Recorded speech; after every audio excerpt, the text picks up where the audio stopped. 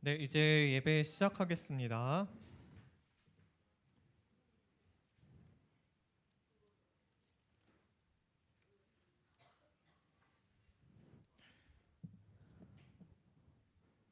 네, 예배 오늘도 이 자리에 함께한 친구들 환영하고 또 축복합니다. 네, 오늘은 무슨 주일인지 다들 아시나요? 네, 오늘은 부활주일입니다. 네, 예수님께서 또 죽음을 이기시고 부활하신 날을 기념하는 날입니다. 사실 그 부활하셨다라는 그 사실을 우리가 듣고 또 믿지만 그것이 과연 어떤 의미가 있는지 나와 무슨 상관이 있는지는 깊게 생각해 보지는 많이 못했던 것 같아요. 근데 이제 이 부활이라는 것으로 우리의 죄, 우리가 사망의 권세에 있었던 그 죄의 상태에서 부활하심으로 부활하셔서 다시 살아나심으로 우리도 같이 동일하게 그 사망의 권세에서 깨어졌음을 우리가 좀 알고 나아갔으면 좋겠습니다. 그래서 다들 저번 주에 그 부활을 준비하는 마음으로 부활절을 준비하는 마음으로 고난 주간 동안 함께 동참했었던 것들을 적었는데 다들 한 주간 그, 그 작정했던 대로 어, 행했을 수도 있고 못 지켰을 수도 있지만 또 오늘 이 자리에 부활하신 또 예수님을 우리가 함께 또 기쁨으로 우리와 이 부활이라는 것이 정말 내 죄를 사하게 되었다는 그 사실임을 믿으며 우리가 좀 예배 가운데 함께 나아갔으면 좋겠습니다. 네, 그러면 우리 다 같이 일어나셔서 사도신경으로 신앙 고백하겠습니다.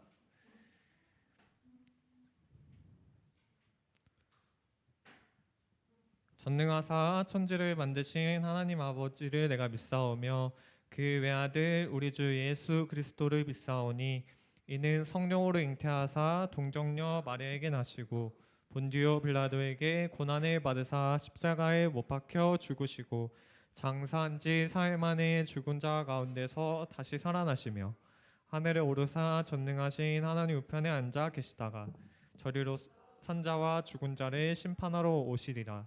성령을 믿사오며 거룩한 공예와 성도가 서로 교통하는 것과 죄를 사하여 주시는 것과 몸이 다시 사는 것과 영원히 사는 것을 믿사옵나이다. 아멘. 우리 함께 나를 향한 주의 사랑 찬양하겠습니다.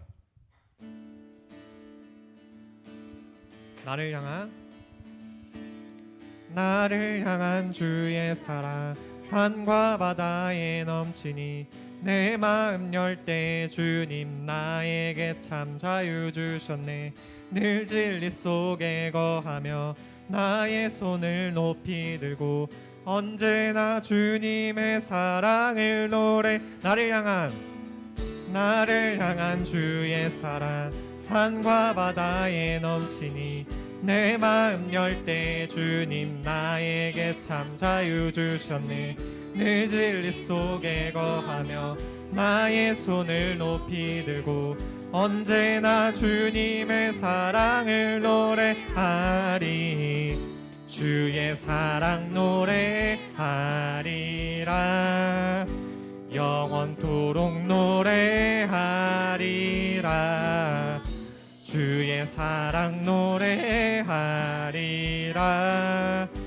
영원토록 노래. 나를 향한 주의 사랑 산과 바다에 넘치니 내 마음 열 때 주님 나에게 참 자유 주셨네. 늘 진리 속에 거하며 나의 손을 높이 들고 언제나 주님의 사랑을 노래하리. 주의 사랑 노래하리라. 영원토록 노래하리라. 주의 사랑 노래하리라. 영원토록 내가 춤을 출 때 내가 춤을 출 때 다 비웃겠지만 그들도 주 알게 되면 함께 기뻐 춤을 추게. 한 번 더. 내가 춤을 출 때 다 비웃겠지만 그들도 주 알게 되면 함께 기뻐 춤을 추게 되리. 나를 향한 주의 사랑 산과 바다에 넘치니 내 마음 열 때 주니 나에게 참 자유 주셨네. 늦을 일 속에 거하며 나의 손을 높이 들고 언제나 주님의 사랑을 노래하리. 주의 사랑 노래하리라. 영원토록 노래하리라. 주의 사랑 노래하리라. 영원토록 우리 한 번 더. 주의 사랑 노래하리라. 영원토록 노래하리라. 주의 사랑 노래하리라. 영원토록 노래하리라.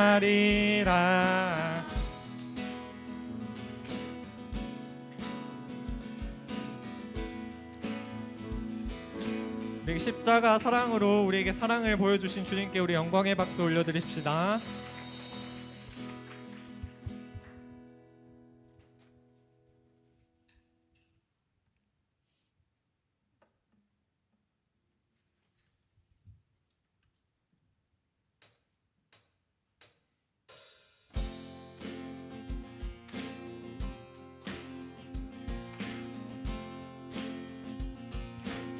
주의 이름 높이며 주의 이름 높이며 주를 찬양하나이다. 나를 구하러 오신 주를 기뻐하나이. 한 번 더. 주의 이름 높이며 주의 이름 높이며 주를 찬양하나이다. 나를 구하러 오신 주를 기뻐하나이다. 하늘 영광 버리고 이 땅 위에 십자가를 지시고 죄 사했네. 무덤에서 일어나 하늘로 올리셨네. 주의 이름 높이리.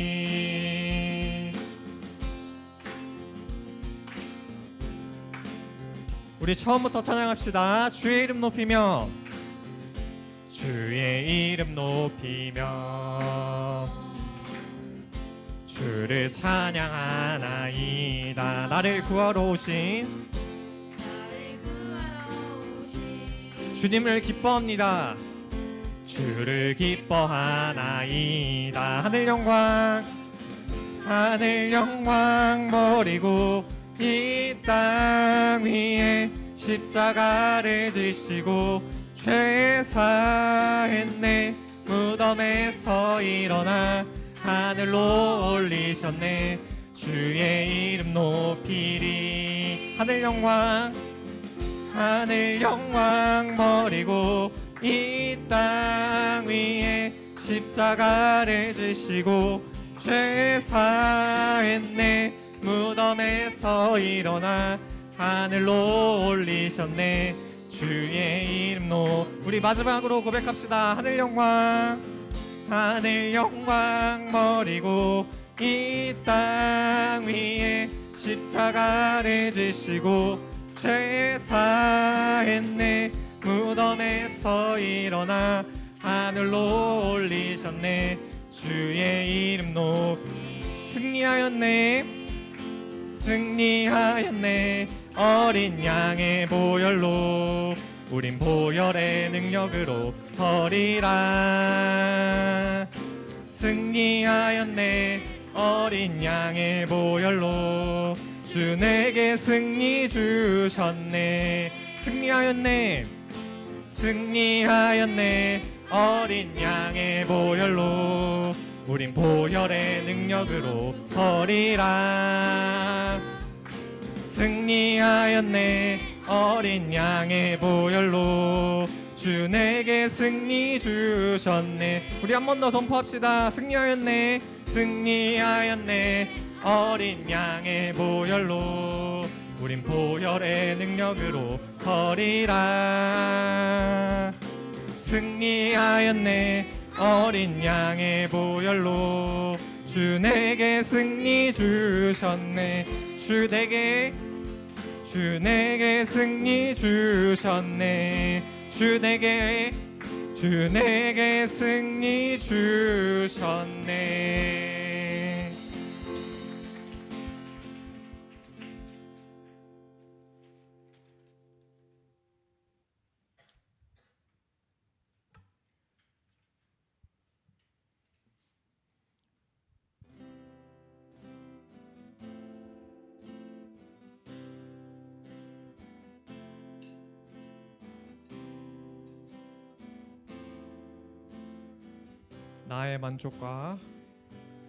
나의 만족과 유익을 위해 가지려 했던 세상 일들 이제 모두 다 해로 여기고 주님을 위해 다 버리네. 우리 한 번 더. 나의 만족과 유익을 위해 가지려 했던 세상 일들 이제 모두 다 해로 여기고 주님을 위해 다 버리네. 내 안에 가장 귀한 것 주님을 알미라. 모든 것 되시며 의와 기쁨 되신 주 사랑합니다.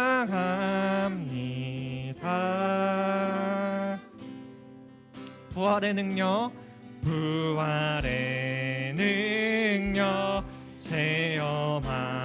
체험하면서 주의 고난에 동참하고 주의 죽으심 본을 받아서 그의 생명에 참여하네.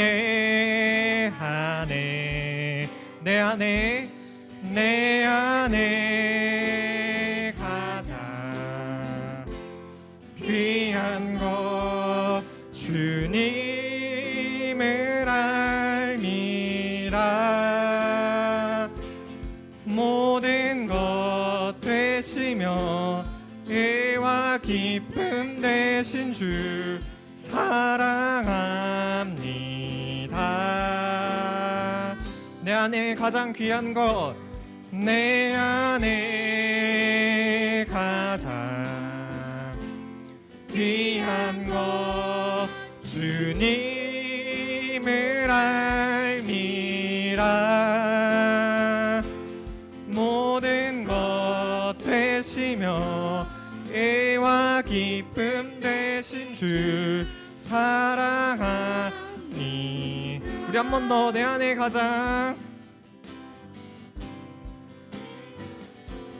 내 안에 가장 귀한 주님을 알미라. 모든 것 되시며 모든 것 되시며 의와 기 모든 것 되시며 모든 것 되시며 의와 기쁨 모든 것 되시며 모든 것 되시며 의와 기쁨 되신 주 사랑합니다.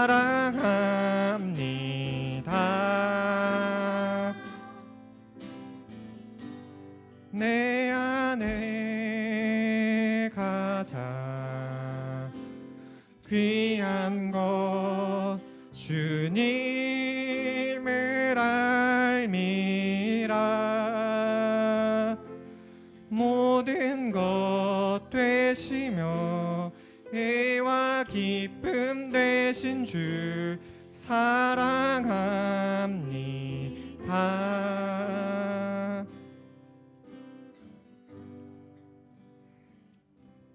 네, 우리 함께 이 시간 기도함으로 계속해서 나아갔으면 좋겠습니다.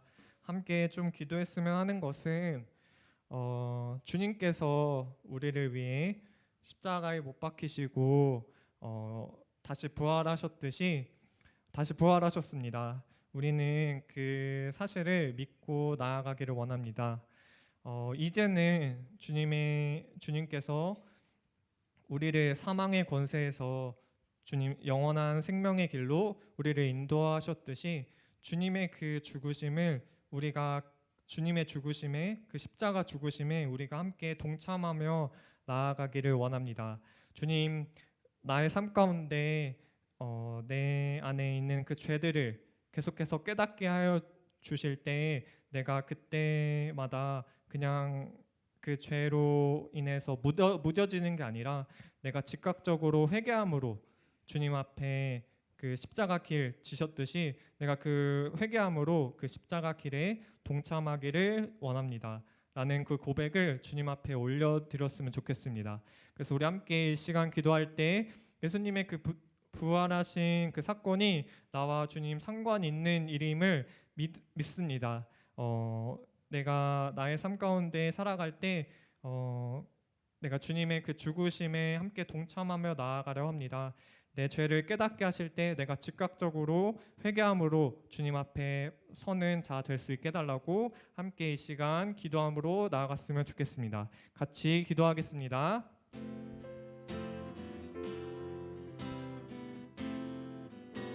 주님, 이 시간 함께하여 주시고 주님 또 우리에게 말씀하시는 주님, 우리가 찬양함으로 함께 주님 나아가기를 원합니다. 주님, 우리의 모든 것이 되시고 주님 그 부활의 사건을 통해서 우리에게 참 소망이 되어주신 주님을 우리가 함께 찬양함으로 나아갑니다. 주님, 나의 소망이 되시는 주님을 내가 그냥 지식적으로 아는 것에 그치는 것이 아니라 주님께서 그 걸어가셨던 그 십자가의 못 박히심에 내가 함께 동참하며 나아가기를 원합니다. 주님,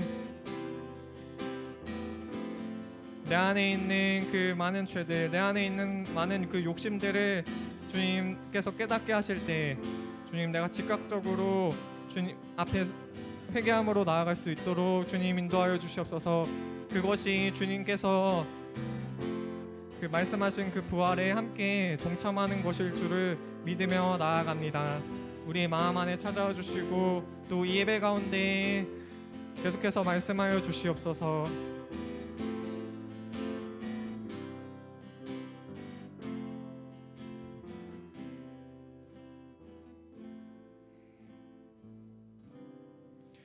네, 제가 기도하겠습니다. 하나님 아버지 감사합니다. 주님, 또 오늘 하루 허락하시고 또 이 예배 허락하셔서 주님 이 자리로 우리를 인도하여 주신 하나님께 감사함으로 먼저 나아갑니다. 주님, 오늘은 부활주일로 함께 예배드리며 나아갑니다. 주님, 그 부활하심으로 사망의 권세에서 이기시고 승리하셨습니다. 주님, 슬픔을 기쁨으로 변화시키시며 또 우리에게 참 소망이 되어주셨음을 믿습니다. 이 부활이라는 사실이 참 우리에게 인격적으로 우리 마음 안으로 그렇게 크게 와닿지 않을 수 있습니다. 하지만 이 부활이라는 것을 또 오늘 말씀을 통해서 알게 하여 주시고 또 그 부활 가운데 동참한다는 것을 우리가 또 한번 배우며 나아가는 이 예배 시간이 될 수 있도록 인도하여 주시옵소서. 지금 또 학교 생활로 많은 그 성경 탐사나 또 주님 앞에 나아가는 시간들이 많이 어려운 줄을 믿습니다. 하지만 또 학교 생활 가운데서도 또 신앙 생활하는 가운데서도 또 중등부 지체들을 붙들어 주시고 그들이 하나님 앞에 나아오려 할 때 하나님 앞에 시간을 들여 나아오려 할 때 그 시간을 기쁘게 받아주시고 계속해서 그 가운데 하나님께서 말씀하여 주시옵소서. 예수님의 이름으로 기도합니다. 아멘.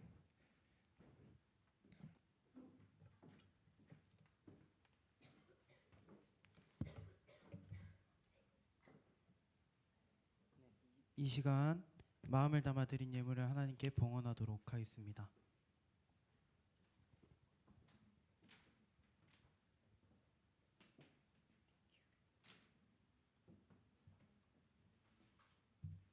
우리 드린 예물 위하여 함께 마음을 모아서 기도합시다. 우리 눈 감고 함께 기도합시다. 사랑이 많으신 하나님 아버지, 이 귀한 부활주일 날 우리를 교회로 인도하여 주심에 감사드립니다. 특별히 중등부 학생들이 주님의 부활에 감사하여 이 시간 예물 드렸습니다. 주님께서 부활해 주신 것도 모자라 또 우리를 선택하여 주시고 또 우리가 주님께 감사하다 나의 것을 주님의 것으로 인정하고 주님께 내어드리며 예물 드릴 수 있게 해주심에 감사드립니다. 언제 어디서나 나의 것을 주님의 것이라 내어드리고 또 주님께 드릴 수 있는 물질의 축복을 여기 있는 모두에게 허락하여 주시옵소서. 쓰여지는 곳곳마다 주님의 향기가 드러날 수 있는 그런 용도로 사용되어질 수 있도록 인도하여 주시옵소서. 예수님의 이름으로 기도드립니다. 아멘. 네, 오늘 볼 하나님의 말씀은 고린도전서 15장 3절에서 11절입니다. 고린도전서 15장 3절에서 11절입니다. 제가 가진 성경으로는 신약 성경 281페이지에 있습니다. 281페이지 고린도전서 15장 3절에서 11절입니다. 제가 가진 성경으로는 신약 성경 281페이지에 있습니다. 고린도전서 15장 3절에서 11절. 제가 가진 성경으로는 신약 성경 281페이지에 있습니다. 언제나 그랬듯이 저 한 절 여러분 한 절 그리고 마지막 절은 다 같이 읽도록 하겠습니다. 내가 받은 것을 먼저 너희에게 전하였노니 이는 성경대로 그리스도께서 우리 죄를 위하여 죽으시고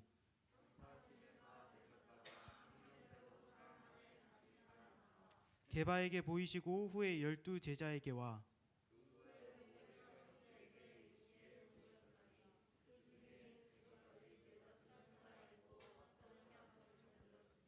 그 후에 야고보에게 보이셨으며 그 후 모든 사도에게와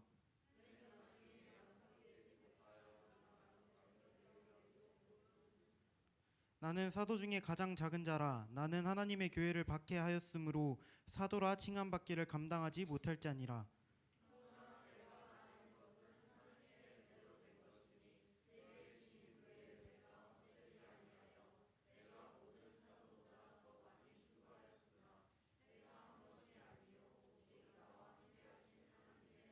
함께 읽습니다. 그러므로 나나 그들이나 이같이 전파하매 너희도 이같이 믿었느니라. 아멘. 자, 아까 종민쌤이 얘기해 주셨지만 오늘 어떤 날이죠? 그렇습니다. 오늘 부활절입니다. 그래서 오늘은 특별히 부활절이기 때문에 부활절에 맞게 부활절에 해당하는 그런 본문으로 우리가 말씀을 좀 들어보려고 합니다. 여러분 혹시 팩트라는 이 말이 무슨 뜻을 가지고 있는지 아시나요? 그렇죠. 사실, 진실, 뭐 이러한 뜻들을 가지고 있죠. 팩트라는 말의 뜻은 사실, 뭐 진실 이런 말을 뜻하는 단어입니다. 언제부턴가 우리 사이에서 이 팩트라는 단어가 마치 한국어처럼 굉장히 자연스럽게 쓰이기 시작을 했습니다. 왜 그럴까라고 이렇게 얘기를 생각을 해봤는데 우리가 누구나 다 손에 가지고 있는 게 어떤 게 있죠? 손금. 그렇죠. 그 우리가 가지고 다니는 물건 중에 그렇죠. 핸드폰. 우리 뭐 학교 갈 때, 교회 올 때, 뭐 어디 갈 때 다 휴대폰 가지고 다니잖아요. 우리가 휴대폰을 가지고 다니면서 인터넷이 많이 발전을 하면서 우리가 어떤 것에 대해서 알고 싶으면 검색만 해도 알 수 있고 어떤 것에 대해서 알고 싶으면 그냥 유튜브만 봐도 알 수 있고 그러다 보면 우리가 수많은 정보를 알 수 있는 그런 기회가 우리에게 열려 있죠. 그래서 근데 여러분도 알겠지만 그 모든 정보들 우리가 검색해서 얻은 그 모든 것들이 봤을 때 다 진실이 아닌 경우가 있어요. 어떤 것들은 진실, 우리가 말 그대로 팩트인 것도 있겠지만 어떤 것은 아닌 것도 있는 거죠.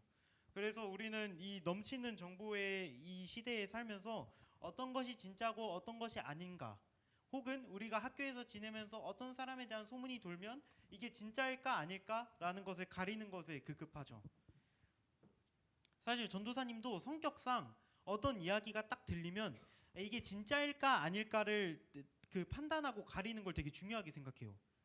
되게 진짜 막 팩트 이런 거를 되게 소중하게 좀 생각하는 편인데 전도사님도 어느 순간에 보면 이 팩트라고 하는 이거를 굉장히 중요하게 생각을 하는 것 같습니다. 오늘 전도사님 시작하면서 여러분한테 얘기했을 때 여러분이 오늘이 부활절이라고 이야기를 했습니다. 여러분은 부활절 하면 가장 먼저 어떤 게 떠오르나요? 계란. 그렇죠. 또 토끼. 또 더 떠오르는 거 없을까요? 예수님. 그렇죠.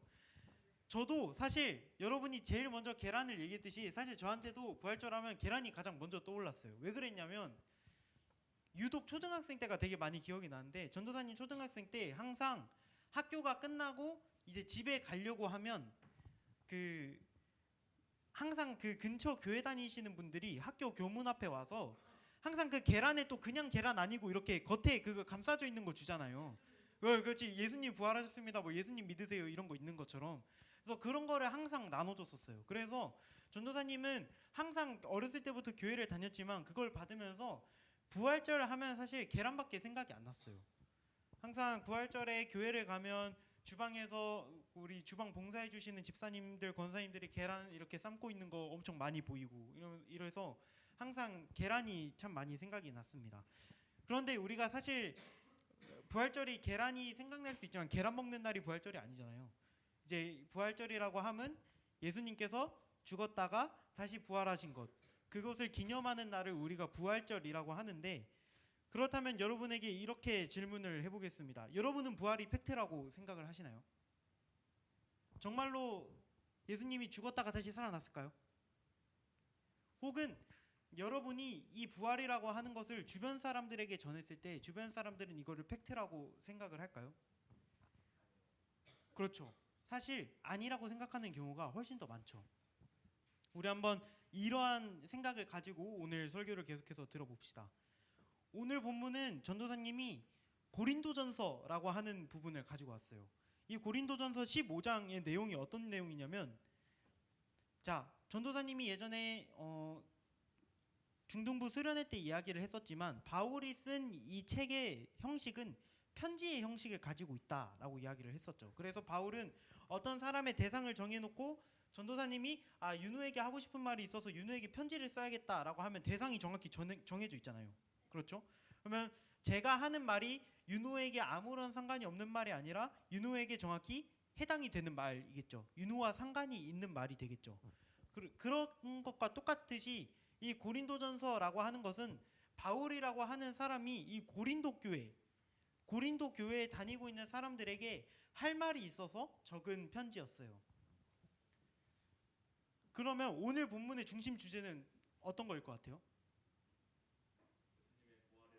그렇죠. 예수님의 부활에 대한 것.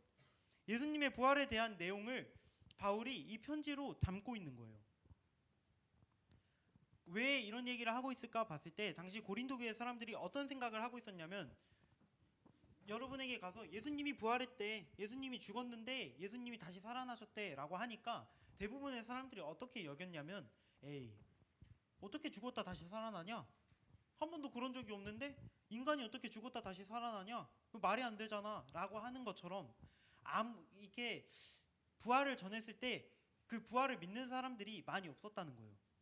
계속해서 부활이 거짓말이야, 부활이 진짜가 아니야 라고 생각하는 사람들이 되게 많은 배경이었어요.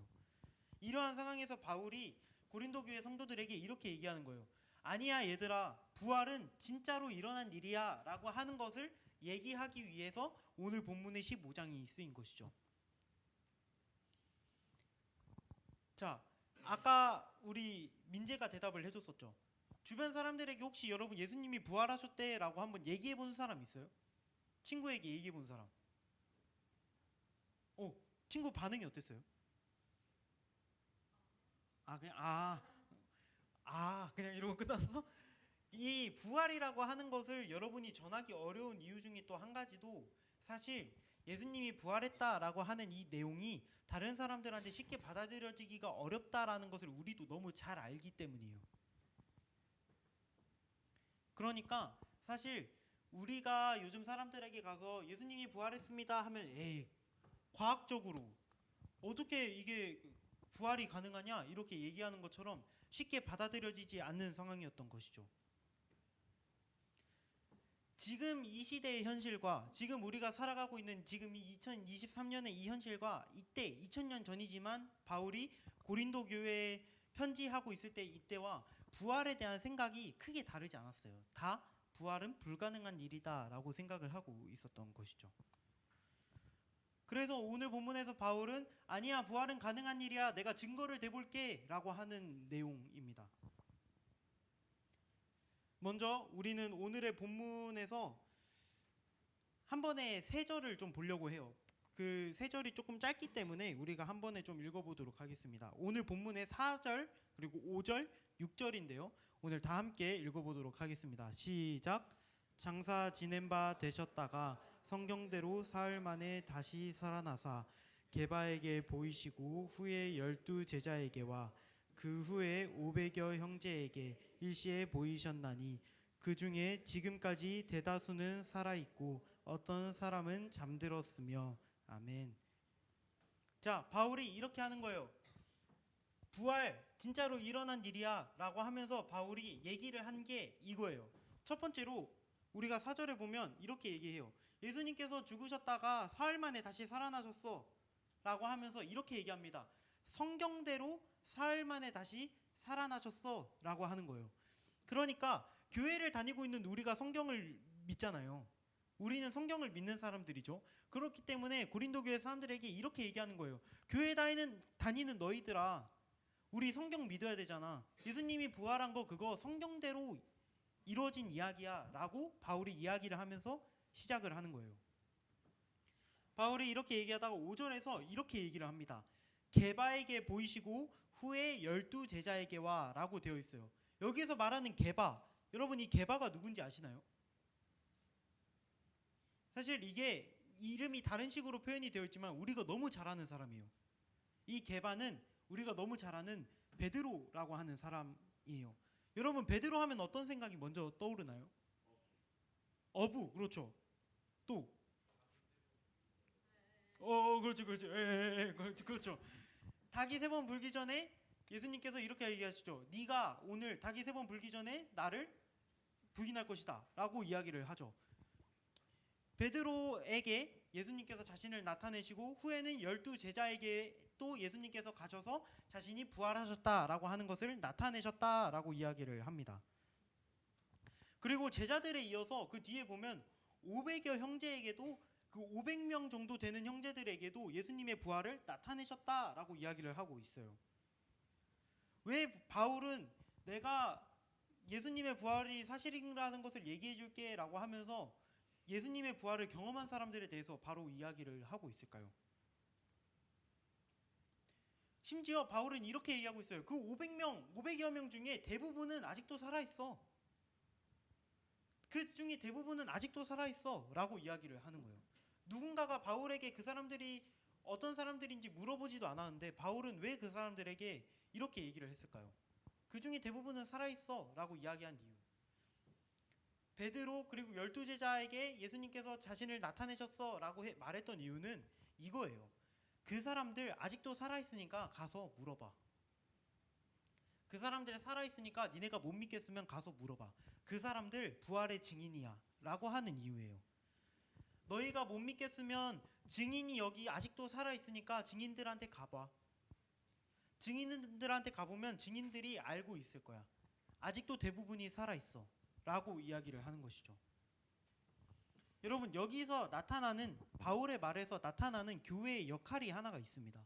그게 뭐냐면 교회는 증인들이 모인 곳이라는 거예요. 교회는 다른 사람들이 부활에 대해서 의심을 할 때, 예수님이 하나님이 정말로 있을까라고 의심할 때 우리 교회는 같이 흔들리고 없는 것 같은데, 진짜 아닌 것 같은데, 이게 아니라 우리는 같이 흔들리지 않고 다른 사람들이 아무리 의심하고 아무리 없다라고 떠들고 주장하더라도 우리는 흔들리지 않고, 아니야, 예수님은 살아계시고 죽으셨고 다시 부활하셨어 라는 것을 증명하는 증인 공동체라고 하는 것이죠. 여기 있는 우리 성천교회 중등부도 이 바울의 말처럼 마찬가지로 우리는 부활의 증인들이 모인 증인 공동체입니다. 그래서 바울은 부활의 증인들에 대하여 이야기를 하기 시작을 합니다. 그래서 우리가 정리를 해보면 대충 이렇죠. 베드로에게 이야기를 했고, 12제자에게 이야기를 했고, 또 500여 명의 형제들에게 이야기를 했고, 그 후에는 또 다른 사도들에게도 이야기를 했다라고 얘기가 나오고 있습니다. 자, 그럼 우리가 베드로가 어떤 사람이었느냐부터 한번 살펴보시죠. 아까 우리 친구들이 얘기해 주셨듯이 베드로는 어부였기도 했으면서 예수님을 3번 부인한 사람이었어요. 그렇기 때문에 이 베드로는 예수님께서 십자가에 달려 돌아가실 때, 베드로는 항상 예수님이 살아가실 때 옆에 쫄쫄쫄 따라다니면서 예수님, 내가 예수님을 너무 사랑합니다. 예수님, 내가 예수님을 너무 사랑해서 나는 무슨 일이 있어도 예수님을 떠나지 않을 것입니다 라고 했지만, 베드로는 예수님이 십자가에 달려 돌아가실 때 예수님 옆에 없었어요.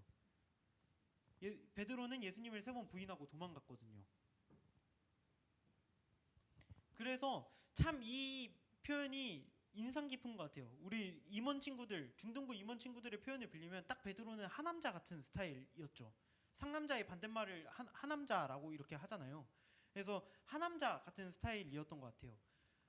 그런데 사실 베드로뿐만 아니라 예수님께서 십자가에 달려 돌아가실 때 그 유명한 예수님의 12제자들도 다 도망갔었어요. 예수님 옆에 아무도 남아있지 않았었죠. 예수님은 십자가에 달려 돌아가실 때 사랑하는 사람들이, 자기가 예수님이 몇 년을 바쳐가면서 말씀을 전하고 함께 동고동락했던 그 예수님의 12제자들이 축복해주고 울어주는 가운데 십자가에 달려 돌아가신 게 아니라 굉장히 외롭게 십자가에 달려 돌아가셨습니다. 그리고 오늘 본문에서 바울도 이렇게 이야기를 합니다. 예수님은 나에게도 자신이 부활했다는 걸 알려주셨어 라고 하면서 바울이 어떤 얘기를 하냐면 이런 얘기를 해요. 나는 지금 사도라고 불리고 있는데 그렇게 불리지 못할 만한 사람이야. 왜냐하면 이라고 하면서 그 이유를 설명하는데, 여러분 원래 바울이 어떤 사람이었나요? 우리가 설교할 때 얘기를 했었죠. 그렇죠. 또 이렇게 기억을 해주면 제가 또 설교할 맛이 납니다. 이렇게 그 예수님을 믿지 않는 사람들을 잡아다가 막 감옥에 넣고 막 죽이고 이랬던 사람이에요. 그래서 바울이 이렇게 얘기하는 거예요. 내가 원래는 예수님을 만날 수가 없는 사람이었는데, 내가 원래는 예수님을 믿을 수가 없는 사람이었는데 라고 이야기를 하는 거예요. 자기는 나는 원래 자격이 없었다라고 하는 것을 이야기하는 거예요. 그러면 오늘 나온 사람들의 공통점이 있어요. 베드로, 그리고 12제자, 그리고 이 바울의 3명의 공통점이 뭘까요? 그렇죠. 셋 다 배신자들, 셋 다 자격이 없는 사람들, 셋 다 이런 사람들이었단 말이죠. 바울은 아주 아이러니하게도 이걸 가장 강력한 증거로 제시를 하고 있습니다. 우리는 이렇게 생각을 해요. 부활이 진짜일까? 예수님이 정말 살아계실까? 진짜 이게 가능한 일인가? 라고 생각을 할 때 우리는 항상 이렇게 생각을 합니다. 그럼 나를 믿게 할 만큼 강한 증거를 데리고 와봐. 그럼 내가 믿을 수 있는 만큼 더 강한 증거를 나에게 보여줘봐. 그럼 내가 믿어볼게. 그러면 내가 믿을 수 있을 것 같아. 아니면 지금 내 눈앞에서 누군가가 죽었다 다시 살아나봐. 그럼 내가 믿어볼게. 우리는 이런 식으로 부활을 대하고는 하죠. 그런데 성경에서 이렇게 얘기하는 거예요. 가장 큰 증거 그거 너네 옆에 있는 사람들이야. 가장 큰 증거 그거 너네가 너무나도 잘 알고 있는 나 같은 사람들이야. 여러분, 전도사님도 중고등부 학생 시절에는 정말 깨닫지 못했던 사실이 있었는데, 그게 뭐냐면 중고등부 때 선생님들이 있다는 게 굉장히 큰 축복이에요. 왜냐하면 선생님들이 신앙생활을 하면서 내가 어떻게 살아야 되는지를 보여주거든요. 그런데 그때는 몰랐어요. 그게 좋은 일인지. 그때는 그게 되게 축복받고 되게 좋은 일인지 몰랐어요. 그런데 바울이 이렇게 얘기하고 있는 거예요. 니네 주변에 봐봐. 가장 강한 증거가 있어. 너네 주변에 가장 강한 증거가 있는데 너네 왜 다른 데서 증거를 찾니? 라고 하는 것이죠. 실제로 이때 당시 로마 시대 때 이 그리스도인들의 기록, 교회의 기록에 따르면 이 예수님의 12제자들에 대한 기록이 남아있는 부분이 있습니다. 그런 기록을 보면 굉장히 신기한 일이 있어요. 우리 방금 얘기했던 예수님의 12제자들, 그리고 베드로, 사울 이런 사람들 다 예수님 막 배신하고 하남자 같은 사람들이었잖아요. 그래서 막 예수님 부인하고 이랬던 사람들인데, 이 기록에 보면 좀 되게 신기한 게 예수님의 제자 중에 마태, 베드로, 그리고 오늘 본문에 예수님의 제자는 아니었지만 오늘 본문에서 이 고린도전서를 쓴 바울, 안드레, 야고보, 도마, 나다나엘 이런 예수님의 제자 같은 사람들이 다 어떻게 죽었는지 아시나요? 다 예수님을 전하다가 순교했어요. 다 예수님을 전하다가 순교했다라고 하는 기록이 남아 있습니다. 이상하지 않나요, 여러분? 언제는 너도 예수 믿는 사람 아니야? 너도 예수 믿는 사람이랑 한패 아니야? 라고 하니까 베드로는 아니야, 나 저 사람 몰라. 아니야, 나 저 사람 몰라 라고 하면서 베드로는 모른다라고 얘기하기 전에 저주까지 했어요. 나는 저 사람을 모른다. 그런데 그 베드로가 나중에는 예수님을 전하다가 목숨을 잃었어요. 이상하죠? 예수님 믿기 싫어서, 예수님 믿는 게 두려워서 도망치던 베드로가 이제는 아무것도 두려워하지 않고 예수님을 전하는 사람이 되었습니다. 사실 다른 제자들도 마찬가지죠. 다 예수님을 전하는 게, 예수님이 십자가에 달려 돌아가시는 게 너무 두려워서 다 도망가던 제자들이 이제는 예수님의 부활을 믿고 예수님의 부활을 전하다가 죽는 사람들이 된 것이에요.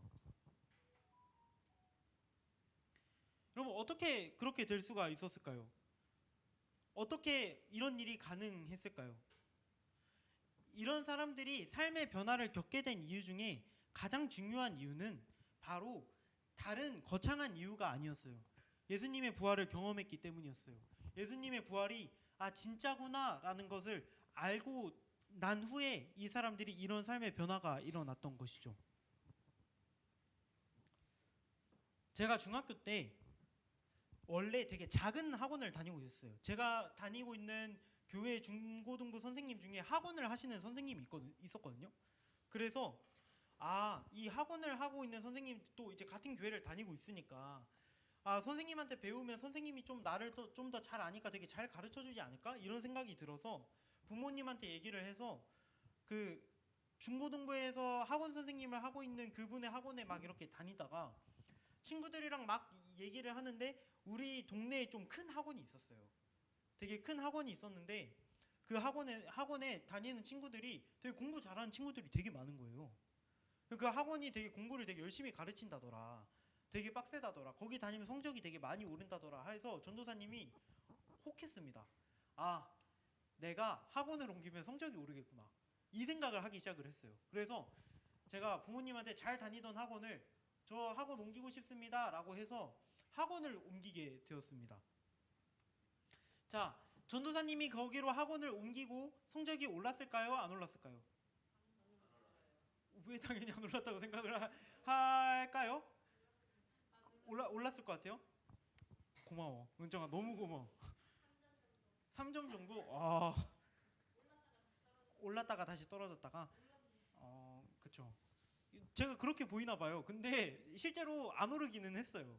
이게 좋은 학원에 간다고 제가 성적이 오르지는 않더라고요. 그런데 사실 여기서 보면 우리는 만약에 그 학원을 다니고 있는 모든 학생들이 다 정말 평균이 만약에 90점이 나오고 정말 다 성적이 너무 좋게 나온다면 그 학원이 정말 잘 가르치나 보다라고 하는 것이 정말로 그 소문이 오늘 설교의 제목처럼 팩트가 되겠죠. 그저 하나의 소문이 아니라 하나의 그렇다더라 정도의 이야기가 아니라 팩트가 되겠죠. 그렇지만 그게 아니라고 한다면, 성과가 나온 것을 보고 그게 아니라고 한다면 그 소문은 그냥 어떤 사람들 일부는 그렇대라고 하는 이야기 정도가 되겠죠. 여러분, 한 명도 아니고 수많은 사람들이 갑자기 삶이 180도가 변하기 시작을 했어요. 어떤 사람들은 그저 소문으로 생각을 했을 수도 있어요. 예수님 부활했대. 그렇다던데?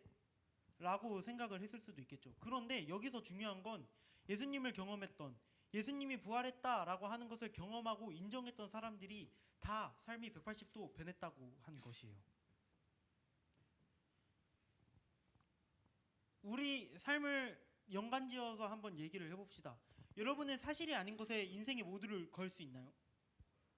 갑자기 여러분 짝꿍으로 앉아있던 친구가 이렇게 얘기를 해요. 야, 나랑 완전 제일 친하게 지내주면 내가 너 앞으로 일 안 해도 먹고 살게 해줄게 라고 하는 것에 여러분 인생을 걸 수 있나요? 왜 못 걸어요? 그럼 말도 안 되니까. 그쵸? 사실이 아닌 걸 우리가 너무 잘 알아서. 그런데 지금까지 교회에서 셀 수도 없는 수많은 사람들이 이 예수님이 부활했다라고 하는 것에 목숨을 걸고 인생을 걸었어요. 왜 걸었을까요?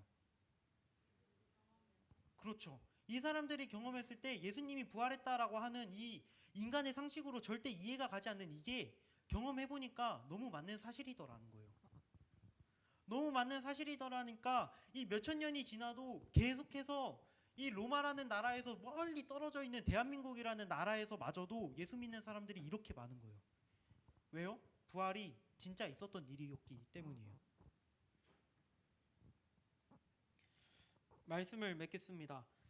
예수님의 부활의 증인인 12제자들, 그리고 베드로, 바울, 이 수많은 사람들은 예수님이 부활하지 않았다면 절대 삶이 변화하지 않았을 사람들이었습니다. 그리고 그들은 아무것도 전하지도 않았을 거예요. 그랬다면 여러분, 지금의 교회가 있었을까요? 만약에 이 사람들이 이때 부활이 실제가 아니었다라고 한다면 지금 우리가 교회를 다니고 있을 수 있었을까요? 아니요. 만약에 부활이 없었다면, 부활이 사실이 아니었다면 교회는 없었을 거예요. 우리는 항상 생각해요. 예수님이 죽었대. 거기에서만 슬퍼하고 거기에서만 의미를 둬요. 예수님께서 나를 위해서 십자가에 돌아가셨대. 너무 슬퍼 라고 생각하고 우리는 부활까지 생각하지 않아요. 그런데 부활이 없는 그리스도의 십자가 죽음은 반쪽짜리예요. 왜냐하면 예수님께서 부활하시고 난 다음에서야, 그거를 믿는 그 순간에서야 우리가 죄인 되었다가 이제서야 예수 믿는 사람답게 살아갈 수 있는 것, 그게 부활에서 나오는 능력이기 때문이에요. 오늘 바울은 이렇게 얘기합니다. 고린도 교회 성도들아, 너희 부활을 못 믿지? 내가 가장 강한 증거를 대줄게. 그게 바로 나야. 그게 바로 나야.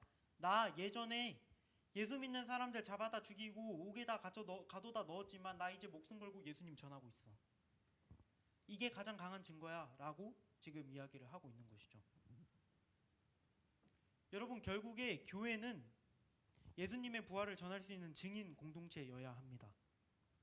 우리는 아무런 이유 없이 이 자리에 앉아 있는 게 아니에요.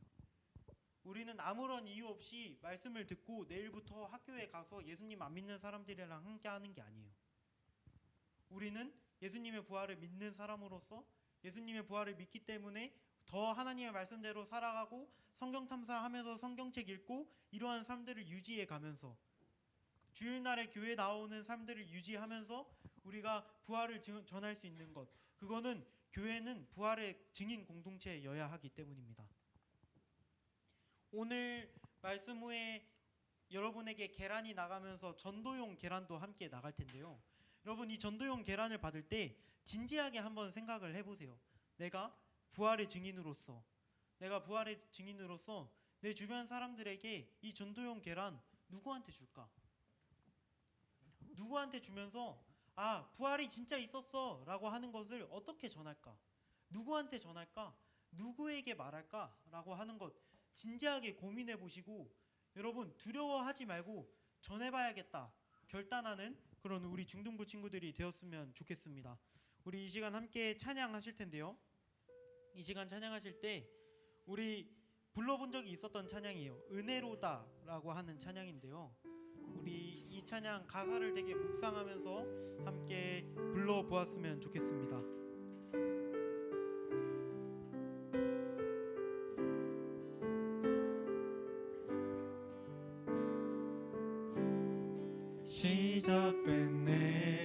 시작됐네.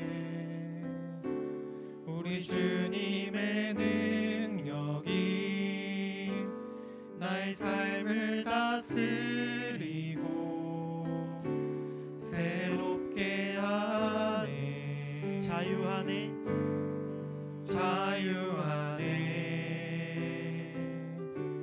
죄와 사망으로부터 나의 삶은 변하구나. 충만하네. 은혜로다.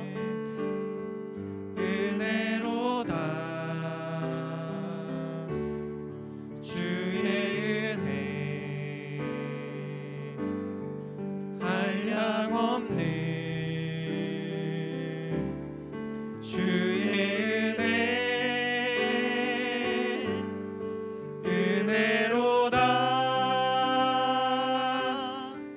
주의 은혜 변함없는 신실하신 주의 은혜. 우리 한 번 더 고백하여 시작됐네.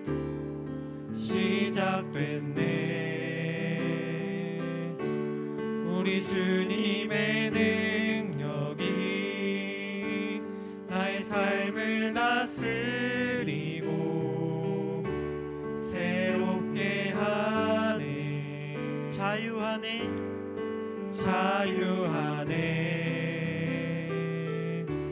죄와 사망으로부터 나의 삶은 변하구나. 충만하네. 은혜로다.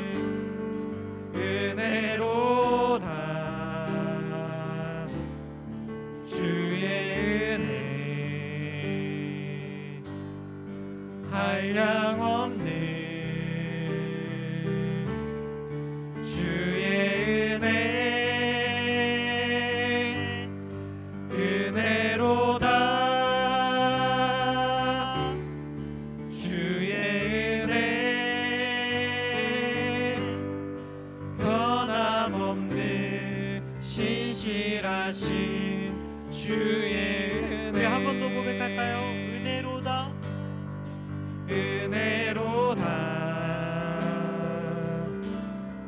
주의 은혜 한량 없는 주의 은혜 은혜로다. 주의 은혜 변함없는 신실하신 주의 은혜. 우리 한번 다 같이 기도합시다. 여러분, 예수님께서 나 부활했어 라고 알려준 그 사람들도 다 되게 별거 없는 사람들이었어. 되게 볼품없고 예수님 못 믿어서 도망다니는 사람들이었어요. 그렇기 때문에 여러분, 내가 증인이 될 수 있을까? 나 같은 놈도 증인이 될 수 있을까? 이런 생각, 여러분, 우리가 이런 생각에서 자유할 수 있는 거예요. 예수님께서 우리에게 이렇게 말씀하시는 거예요. 너 부족해도 내 증인할 수 있어. 너 부족해도 부활의 증인이야. 내가 인정했으니까. 여러분, 설교할 때 얘기했던 것처럼 전도용 계란이 나가는 거 아무런 의미 없이 생각하지 마세요. 내가 누구에게 부활의 증인이 될 수 있을까? 내가 누구에게 부활을 전할까? 우리 이 시간 기도할 때 이렇게 한번 기도해 봅시다. 주님, 내가 예수님이 부활했다라는 거 누군가에게 전도하려고 하는데, 누군가에게 전하려고 하는데, 주님 나한테 용기를 주세요. 주님, 내가 누구에게든 전하든 주님 내가 예수님께서 부활했다라고 하는 이 사실을 전할 수 있는 사람이 될 수 있게 해주세요. 그런 용기를 가질 수 있게 해주세요. 우리 다 함께 이렇게 기도하도록 하겠습니다. 기도하시겠습니다. 사랑이 많으시고 좋으신 아버지 하나님, 주님, 부족하게 그지없었던 그 예수님의 제자들과 그 수많은 사람들과 바울에게도 주님께서 나타나셔서 너 이제 내 부활의 증인이 되어라 라고 말씀하신 것처럼 주님 우리에게도 나타나셔서 주님 우리에게도 증인이 되어라 말씀하신 줄로 주님 믿습니다. 주님 간절히 소망합니다. 주님 우리도 전도해보기를 간절히 소망합니다. 우리도 다른 사람에게 가서 부활의 증인이 되는 그런 공동체가 되어보기를 간절히 소망합니다. 주님 증인이 된 공동체가 되어서 주님 우리가 학교에 가서 학원에 가서 가정에 가서 예수님이 부활하셨다라고 하는 것 주님 우리가 자신있게 전달하고 전할 수 있는 그런 부활 공동체가 되기를 그런 증인 공동체가 되기를 간절히 소망합니다. 주님 그렇게 되기에는 주님 우리가 조금 부족하나 주님 우리가 그렇게 되기에는 비록 부족하지만 주님께서 괜찮다고 말씀하셨으니 주님께서 그럼에도 불구하고 우리를 증인으로 초청하셨으니 주님 우리에게 용기를 더하여 주셔서 주님 우리에게 담대함을 갖게 하셔서 우리가 주님의 부활을 전할 수 있는 그런 사람들이 될 수 있도록 은혜를 베풀어 주시옵소서. 주님 그런 은혜를 베풀어 주시옵소서. 주님 우리에게 용기를 더하여 주시옵소서. 주님 우리 그런 용기를 가지고 한 주간의 삶을 살아가면서 주님 예수님께서 부활하셨다라는 것을 전할 수 있도록 은혜를 베풀어 주시옵소서.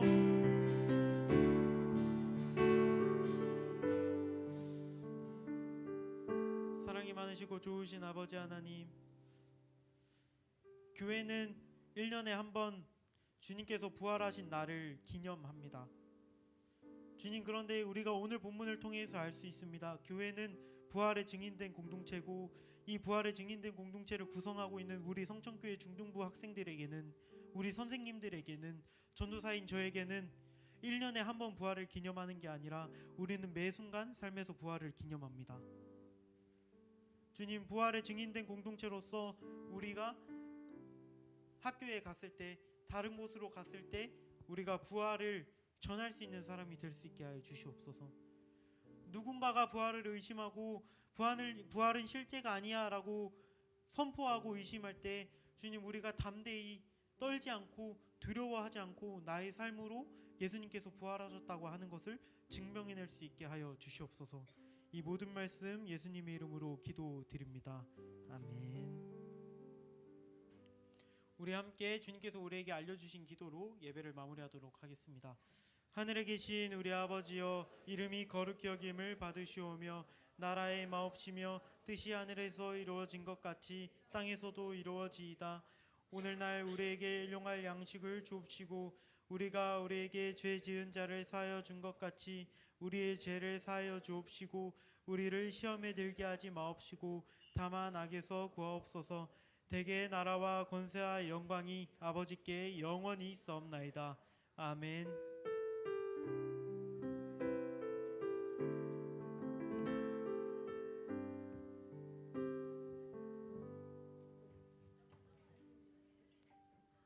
우리 총무 선생님 나오셔서 오늘 광고 진행해 주시도록 하겠습니다. 다들 박수!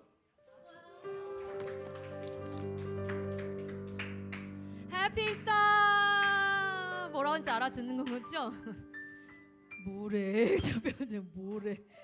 해피스타 예 주님 부활하셨습니다. 와 아멘.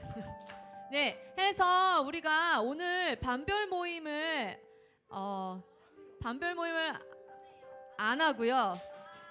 대신에 달걀 꾸미기를 할 거예요. 자 그래서 보면은 케이스가 2개가 나갈 겁니다. 이거 잘 들으세요. 케이스가 2개가 있을 거예요. 해서 요거는 전도용. 그리고 이거는 만들어서 옆에 친구에게 주기. 기다려요. 설명 들어주세요. 자 해서 어떻게 하는 거냐면 일단 개인용 빨리 설명할 거예요. 잘 들으세요.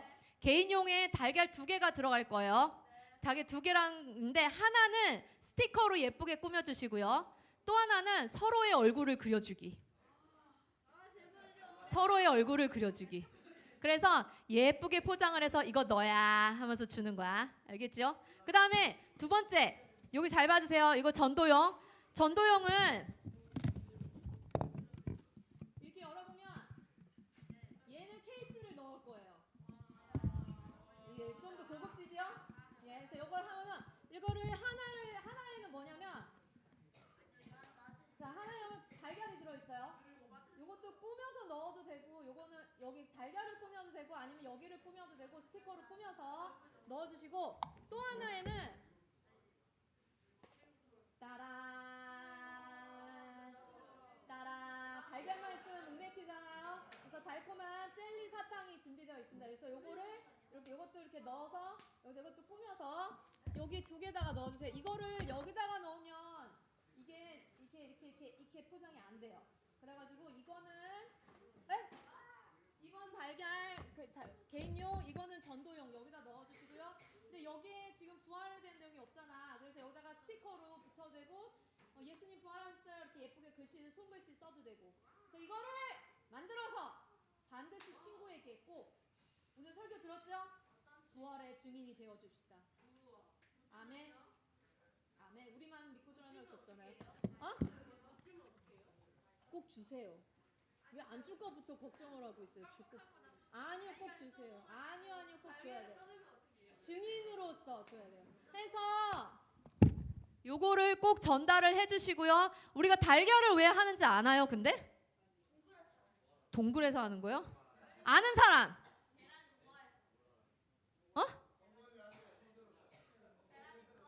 그쵸? 예수님이 무덤에서 나온 것처럼 달걀을 깨고 아래서 다 병아리가 나오잖아요. 그래서 그거를 약간 비슷한 느낌으로 주기 위해서 그거로라도 그 눈으로 보여주기 위해서 달걀을 하는 거예요, 여러분. 그래서 달걀 먹는 거에 급급해하지 말고 하도록 하겠습니다. 그래서 원래 지금 반별로 하라고 했는데 선생님이 없는 반이 있지요. 그래서 일단은 요 두 테이블에 나눠서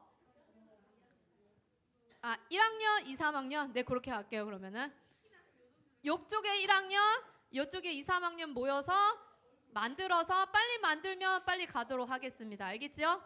자, 그래서 여기 1학년, 2, 3학년 가주시고요. 볼펜 제자리 놔주시고요. 주보 모아야 되는 거 잘 모아서 아니면 선생님 드리고 잘 해주시기 바랍니다. 따로 모이겠습니다.